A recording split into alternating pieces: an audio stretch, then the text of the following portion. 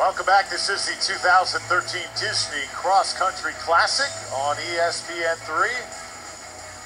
Alongside Alex Smolka, the head coach at the Florida Atlantic University. Great to have you with us, Coach, this morning. Here for this race over the next 20 plus minutes. 4A Varsity Girls, the fourth race of the day. We got started at 7:45 with the men's collegiate 8K, followed by the collegiate women's 5K and the 3A Varsity Girls 5K. Last year she went 19:54, finished third. You know, they take the competition seriously and want to compete well here. Starting gun and we're underway.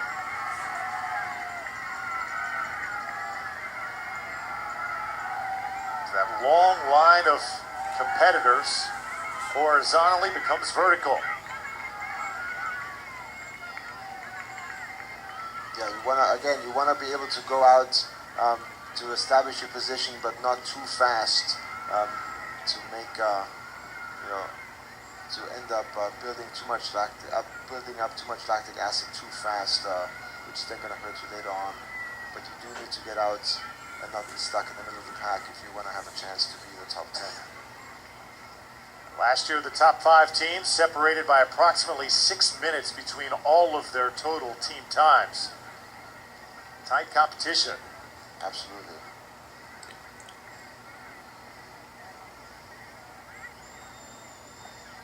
Some of the top teams like Brookwood High School from Snellville, Georgia, 43 team points. Roswell High School, Roswell, Georgia, 125. There's also Brentsville from Virginia, 126 team points in 2012.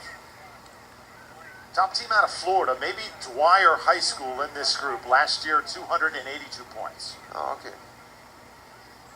They finished 10th. It's going to be interesting to see how, again, I'm familiar with Cherry Hill East out of New Jersey. So they came down. It's going to be interesting to see how they handle the slightly hotter conditions versus what they're used to back home.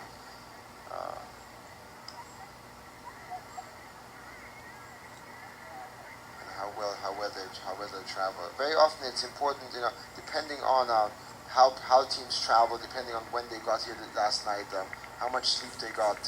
With having these races go off early morning. It's important to actually, have a good night's sleep and then be able to get up in the morning and get ready to race.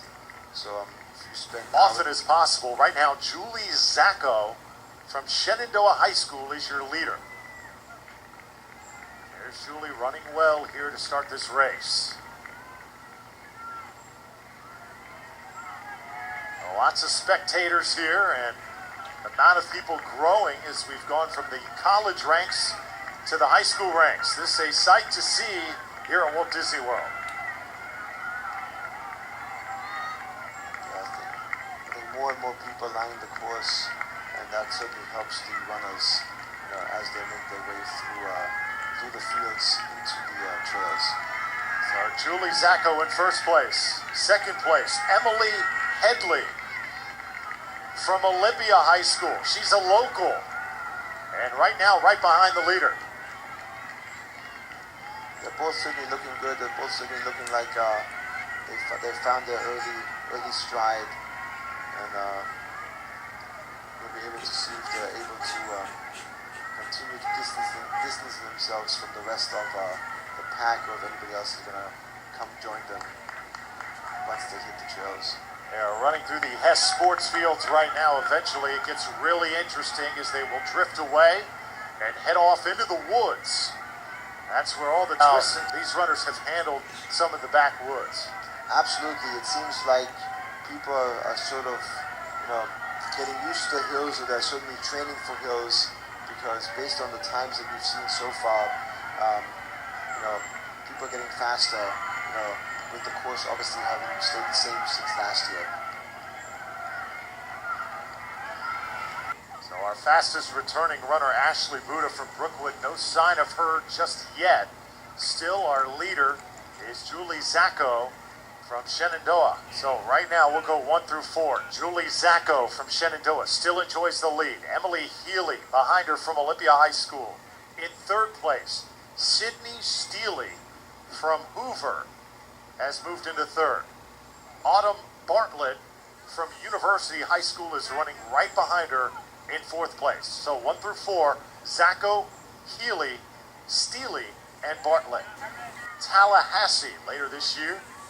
And still Zacco setting the pace. Boy, but she is not getting a lot of room though from Emily Healy. No, Healy seems to be very comfortable sitting in second place and just, working off Zacco and letting Zacco what cross country is all about. Because so often, especially on the high school, 90 to 110 yards or so of a gap, which, definitely is something that, is possible to close, but it's certainly not easy to close. There you see our first sign of hills here in this race. Julie Zacco still running well. Emily Healy right behind her from Olympia. The pack between the pack behind 3 and 4 broke up a little bit, but it seems like 3 and 4 might have some company soon.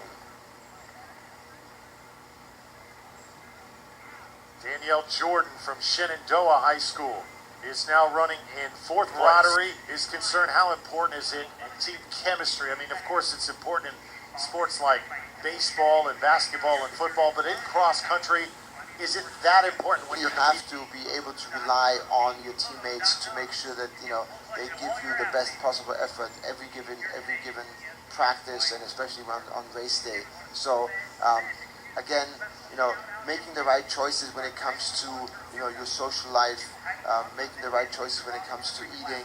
So it's more of a team respect and dedication to a common goal than true chemistry, I would say. Julie Zacco taking control of this race from the start. Out of Shenandoah High School, she is running first. She definitely carries her arms a little bit high, but she still seems to maintain her stride. A little bit of unorthodox? A little bit of unorthodox. Emily Headley running second from Olympia. Sydney Steely out of Hoover is third. Danielle Jordan, Shenandoah High School, fourth. Julie Zacco showing no signs of slowing down. In fact, she has distanced herself now from our second place competitor, Emily Headley. Yeah, she's certainly. Could you ask for more perfect conditions here than what we've seen this morning? No, I mean, it's still unbelievable to me how low the humidity is, and it's really, that's almost more so than the temperature. The humidity is what really, affects runners,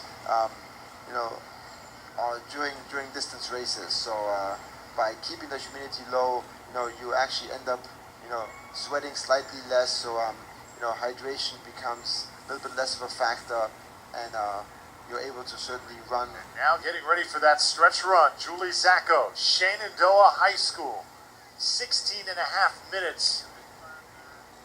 Our last race, best competitor finished at about 18:38. Interesting to see if Zacco can challenge that. Yeah, she looks like she's certainly, finishing strong. She definitely has a very unorthodox arm carry. The arm swing, they swing sideways.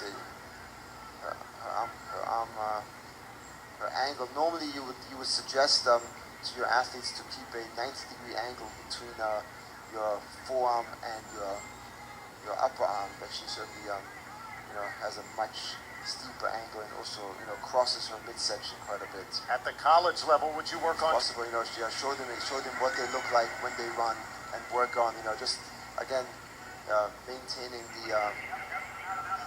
the proper arm swing to make everything more efficient. This is the grueling part of the race. Up the hill, and now getting ready for the final stretch. Zacco looked like she slowed just a bit there. She certainly looks like she's struggling a little bit as she's approaching the finish line, but she doesn't really look smooth. 18 minutes in. Not the most graceful of strides we've seen, but it has been effective. Oh, she's down. And she did take a fall right there. So Zacco struggling now with just a few hundred yards to go. Can she finish this race? Now it's going to be interesting to see what the run in second place. Oh, she's going to get passed before the finish line. Emily Headley right behind her, and she'll pass her. So Zacco struggling to get to the finish, and I don't know if she's going to make it. She really is suffering. And again, that's what we talked about as far as hydration goes. Most likely that's a question of having not hydrated well over the last few days, not just race day. So Emily Headley with a late charge, able to edge Julie Zacco, and now you just hope that Zacco can somehow find a way to get across the line. Oh, this is tough to watch, Coach. After running such a good race, is now third and fourth passer, Sydney Steely, Danielle Jordan from Shenandoah, and Zacco falling back. Yeah, she's going to be able to finish the race, but definitely something must have been wrong with her hydration the last couple of days for her to really have such a collapse right at the end of the race. Trying to get.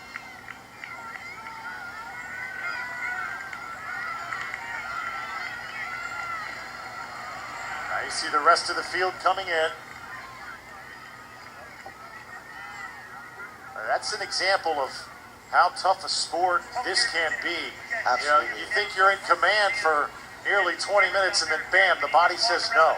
Absolutely, the body can shut down. Even somebody who's a. Well, let's take a look at the top 10. Emily Headley out of Olympia in first place. Sydney Steely from Hoover finishing second.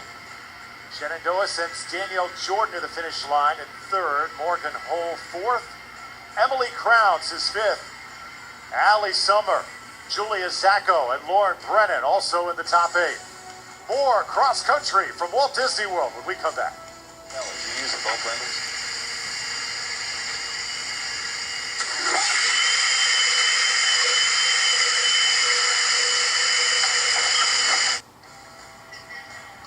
Well, we welcome you back to the 2013 Disney Cross Country Classic here on ESPN3 from the ESPN Wide World of Sports. Great to have you with us this morning alongside Alex Smolka, the head cross country coach at Florida Atlantic University. I'm Drew Felios. We've seen some exciting competition here today, 4 races total, and right now, all of our thoughts, I guess, with Julie Zacco, she's being tended to right now, led the entire last race, finished in 7th place, and Emily Headley from Olympia goes on to win the race. Right. I'm hoping Julie's okay. She certainly looks like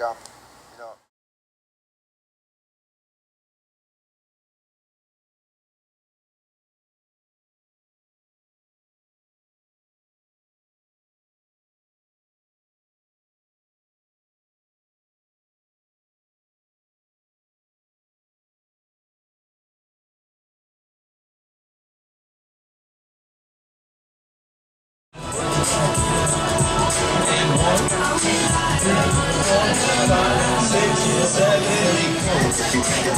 8.